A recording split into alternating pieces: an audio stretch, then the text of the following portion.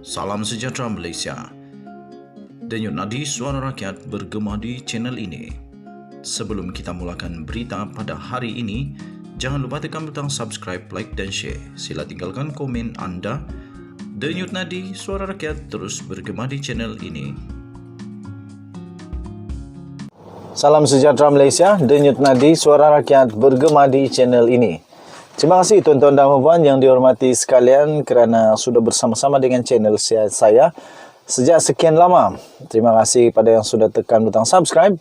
Dan saya mohon sekali lagi, saya mohon minta bantuan kepada semua teman-teman yang menonton video-video saya supaya tekan butang subscribe, like dan share supaya channel kita ini sebenarnya bukan channel saya, channel kita ini boleh menjadi semakin besar dan menjadi perhatian, boleh menjadi suara bagi rakyat Malaysia supaya apabila semakin besar menjadi perhatian dan sampai ke telinga Perdana Menteri dan juga menteri-menteri kabinet supaya kita boleh menyatakan hati, perasaan, keinginan, aspirasi daripada rakyat.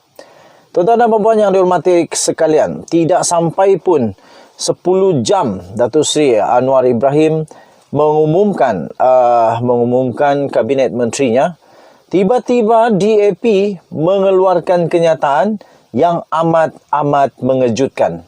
Ini pasti buat Datuk Seri Anwar Ibrahim terkejut dan tak sangka.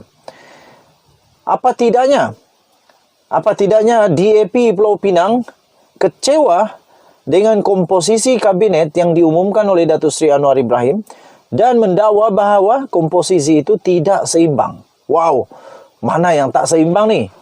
Parti menang sikit kerusi dapat banyak jawatan menteri, kata pengerusi DAP Pulau Pinang iaitu Chow Kon Yeow. Itu rupanya beliau kecewa kerana ya betul jugalah DAP banyak menang kerusi.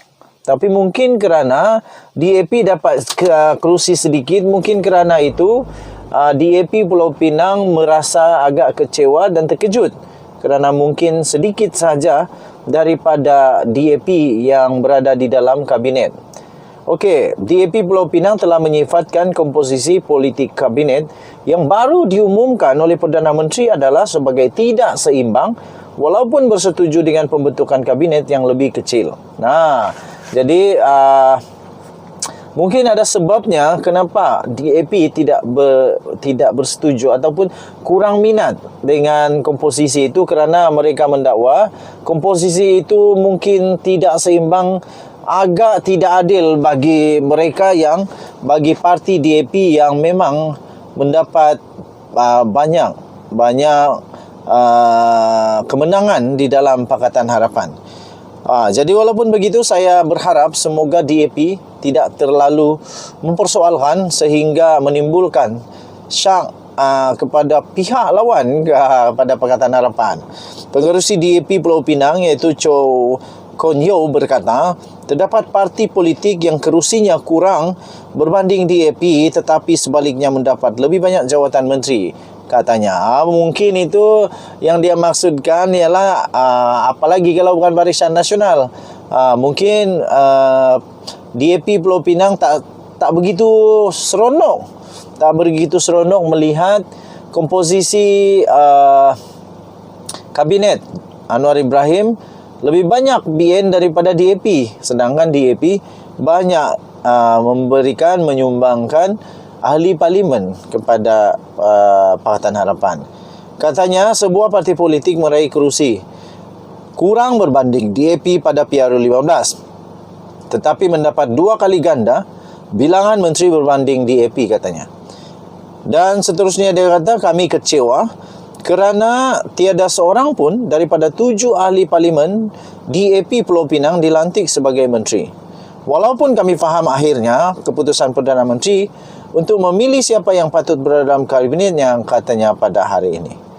Chow berkata demikian kepada pemberita ketika diminta untuk mengulas mengenai barisan kabinet Kerajaan Persekutuan. Okey, so saya puji juga kepada DAP yang berani untuk berterus terang, berani untuk memberikan pendapat yang terus terang, sebab ini amat penting bagi Anwar Ibrahim.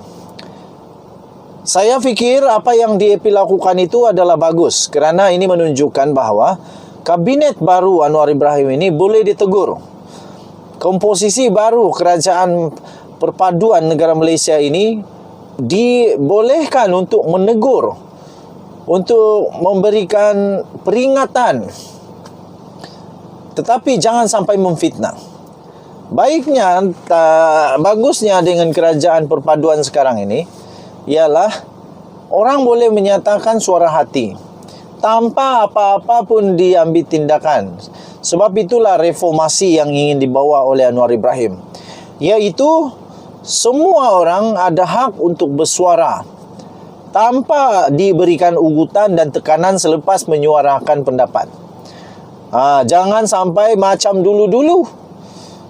Nanti kena masuk dalam icebox. Apa itu? Adalah istilah dia yang kata siapa yang lawan nanti diumban ke tengah hutan lah, penempatan di tengah hutan lah, di dalam gunung macam-macam lah. Tapi saya percaya Datuk Seri Anwar Ibrahim mampu untuk menerima tekanan, terutamanya beliau mampu untuk menerima kritikan dan nasihat. Nasihat itu bagus. Jadi ini menunjukkan bahawa Datuk Seri Anwar Ibrahim punya kerajaan sekarang ini boleh ditegur dan boleh disemak dan imbang. Makna kata, Datuk Seri Anwar Ibrahim tak boleh buat suka hati dia saja. Datuk Seri Anwar Ibrahim tak boleh salah guna kuasa dengan mudah. Kerana apa? Kerana adanya satu dasar kerajaan yang boleh untuk ditegur, yang boleh untuk diperbaiki.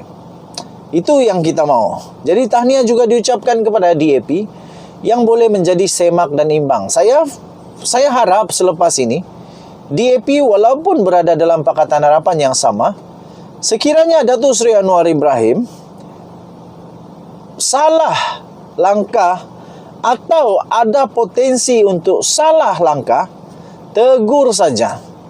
Tegur dan pastikan Datuk Seri Anwar Ibrahim tak salah langkah. Bukan Datuk Seri Anwar Ibrahim saja, termasuklah menteri-menteri daripada Barisan Nasional UMNO dan dari siapa sajalah. Dari siapa-siapa saja kalau ada terhidu-hidu, kalau ada sign, kalau ada shoulder tapping menyatakan no, don't. Jangan kasih biar Datuk Seri Anwar Ibrahim terleka, tersilap langkah. Pastikan Datuk Seri Anwar Ibrahim buat kerja dengan betul. Kalau salah, tegur saja terus. Supaya beliau akan betul-betul menjadi Perdana Menteri Reformasi. Perdana Menteri yang boleh ditegur. Denyut Nadi Suara Rakyat bergema di channel ini. Bye-bye.